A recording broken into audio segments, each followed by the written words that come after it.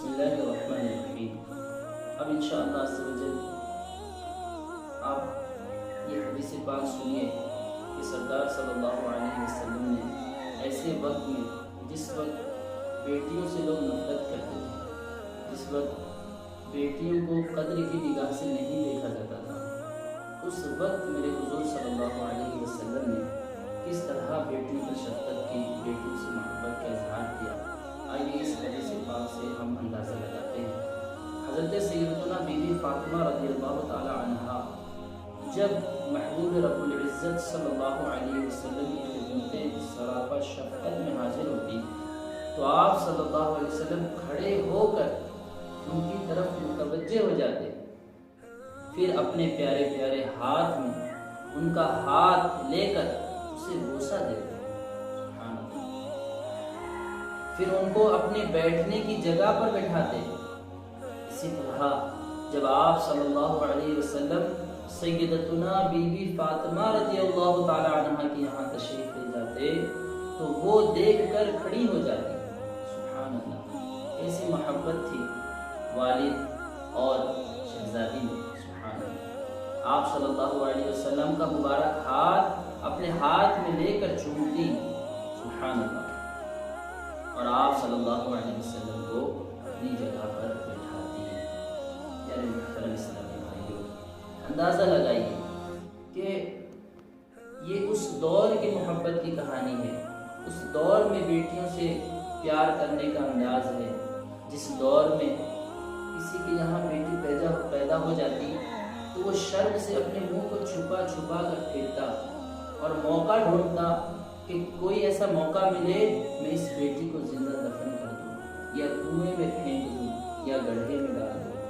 اندازہ لگائیے، لیکن میرے نبی صلی اللہ علیہ وسلم نے بیٹیوں کی عظمت کو اجاگر کیا، بیٹیوں کو بھی اس سماج میں، اس ماحول میں سر اٹھا کر عزت کی زندگی گزارنے کا ایک موقع فراہم کیا۔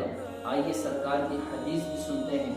سرکار فرماتے ہیں، بیٹیوں کو برا مت سمجھو، بے شک وہ محبت کرنے والیاں ہیں، سبحان اللہ۔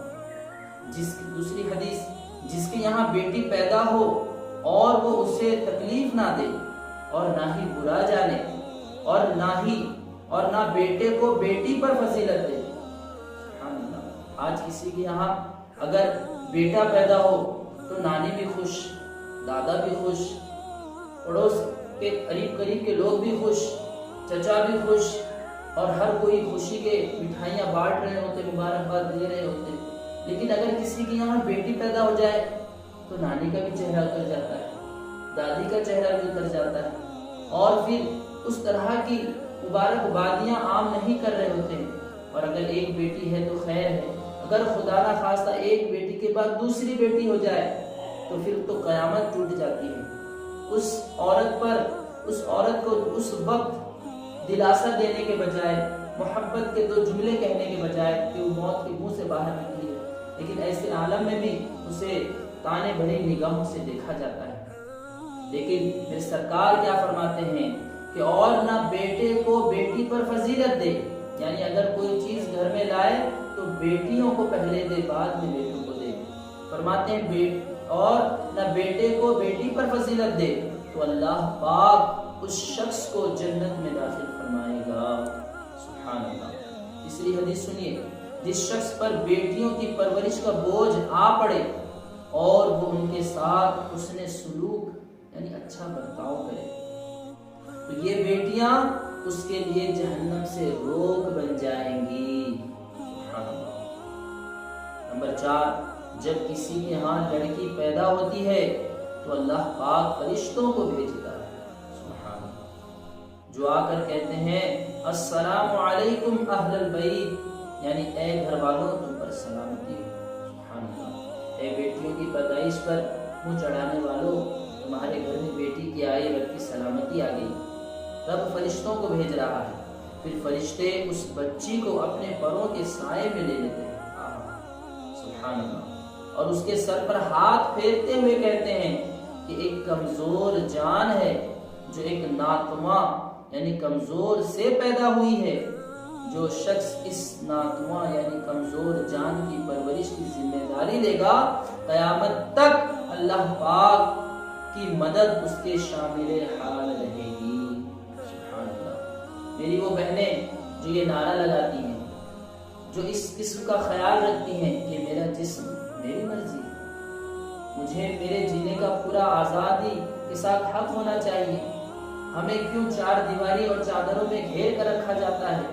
میں پوچھتا ہوں، کچھ سال پہلے چلے جائیے اور اپنی اوقات پر نظر ڈالیے کہ زمانے کی نظر میں آپ کو کس طرح سمجھا جاتا تھا، آپ کو کیسے رکھا جاتا تھا۔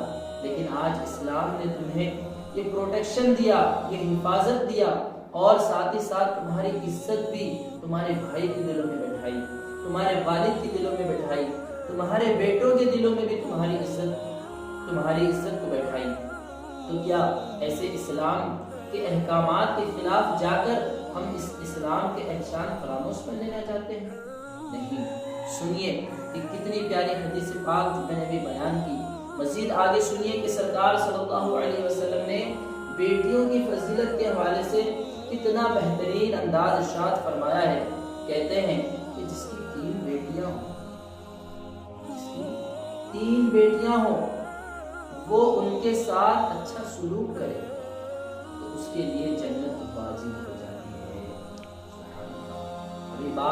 ابھی کلام ختم نہیں ہوا، جب سرکار نے یہ حدیث کہا تو سوچئے، جب لوگ بیٹیوں سے محبت کرتے ہی نہ ہو تو انہیں کیا غرض ایسی باتیں سننے کی؟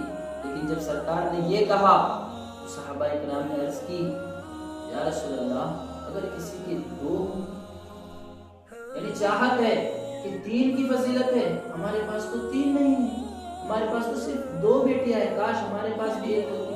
لیکن چلے سرکار سے پوچھ لیتے ہیں کہ 3 نہیں، اگر 2 ہی ہو تو کیا ہوگا؟ تو سرکار کے رحمت بھرے الفاظ یوں ترتیب پاتے ہیں، سرکار فرماتے ہیں اگر 2 ہوں تب بھی اس کے لیے جنت واجب ہو جائے گی۔ سبحان اللہ۔ پھر عرض کی گئی، یا رسول اللہ، اگر کسی کی صرف 1 بیٹی ہو تو اس کے لیے کیا یہ فضیلت ہے؟ سرکار نے فرمایا اگر 1 ہو تب بھی اس کے لیے جنت واجب ہو جاتی ہے۔ سبحان اللہ۔ سرکار کی ایک اور حدیث بھی اسی طرح کی ہے کہ کسی کے والد کا انتقال ہو جاتا ہے، بھائی بہنوں سے ہاتھ دور کر لیتے ہیں، یا اس کا نکاح کرانے کے بعد اس سے رشتہ ناتا ہی نہیں رکھتے کہ وہ کیسے ہے، کس حال میں جی رہی ہے، کیا اسے کوئی تکلیف تو لاحق نہیں ہے، کسی پریشانی میں تو میری بہن مبتلا نہیں ہے۔ اس طرح کا ذہن بنا لیتے ہیں کہ ہاں جانے دو، اس کا جو ہے کہ ہم نے اس کا نکاح کرا دیا، اس کے لیے دہیج کے کافی سارے سامان دے دیے۔ لیکن سرکار فرماتے ہیں جس کی 3 بیٹیاں یا 3 بہنیں ہوں، یا 2 بیٹیاں یا 2 بہنیں ہوں، پھر وہ ان کی اچھی طرح پرورش کرے اور ان کے معاملے میں اللہ سے ڈرتا رہے تو اس کے لیے جنت ہے۔ جس کی 3 بیٹیاں یا 3 بہنیں ہوں اور وہ ان کے ساتھ اچھا سلوک کرے تو وہ جنت میں داخل ہوگا۔